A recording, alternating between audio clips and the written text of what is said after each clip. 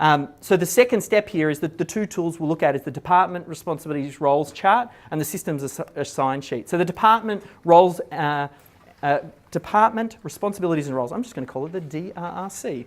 The DRRC, this is not an org chart. I'm not looking to create an org chart. You might, if you've already got an org chart in place, fantastic. That'll move you along. The purpose of this is to identify in your team who is going to be doing those important steps. So the first thing that you have to do as part of your DRRC is think about what are the departments within your business. There is no right and wrong. This will cover most businesses. Sales and marketing, operations and finance, HR and management. They are the core systems, subsystems that make businesses function. There are systems underneath those. You might go, nah, I don't like the way that's set up. Maybe I want to break out finance and finance goes on its own. Maybe you've got an extra one where you're like, hey, I need an administration department, or I need, like, there's no right or wrong. This can change over time. The key is, probably if you're smaller, less departments is better. As you get a bit larger, you start to break those departments up. So we just need to think about what they are. In your book on page 8, it's a 3-step simple process, a simple system.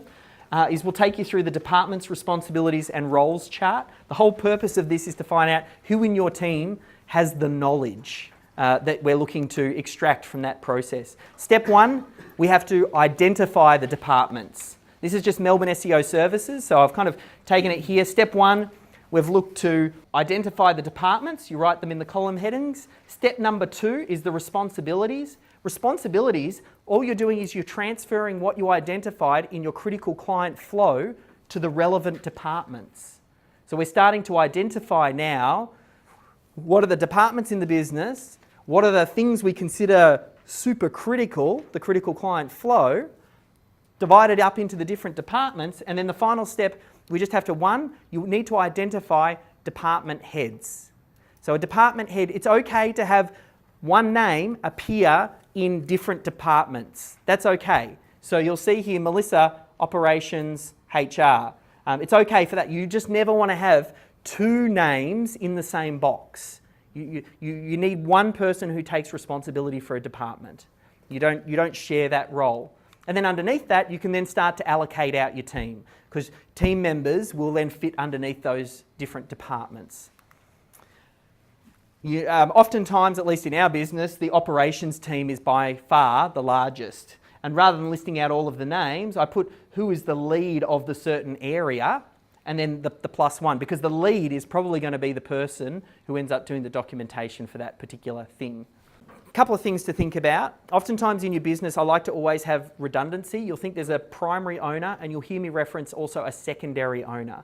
The primary owner is the person who kind of owns the system. They're usually the person who has the knowledge, not necessarily the person who does the documentation, but they are kind of the owner of it. And you'll often have a secondary person, which you'll learn about a little bit later, who is always like the second backup. So if the primary owner goes away on holidays and needs some time off, rather than that function or that thing not getting done, you always want to have a second person who can step in and do something. So that way the business continues to operate whether or not your team is all there. Melissa will help and give you some ideas on how to show the team that it's actually beneficial for them to do it. So they're kind of the 4 steps for this assign phase. We just need to identify the departments, assign those responsibilities, assign the roles, and then assign the systems related to that using the assigned systems sheet. I've shown you obviously a little bit what ours looks like. Just want to see if anyone had any questions with regards to that. I jumped around and answered a few and tried to answer those in that little bit that I just gave you there, but did anyone else have any questions? So at the risk of asking a silly question, so the owner in this sheet is the team member or the head? Yes, so the owner is the person with the knowledge. Generally speaking, it can be the head, but it can be team members as well, because there might be, like for example, I think of operations. In our operations example, let's see if I can find it just here. You'll notice there's a lot of operations. Melissa is the head of operations, but Melissa doesn't really know SEO. She knows the broad concepts, but she doesn't do the keyword research and she's not writing the title tags and descriptions.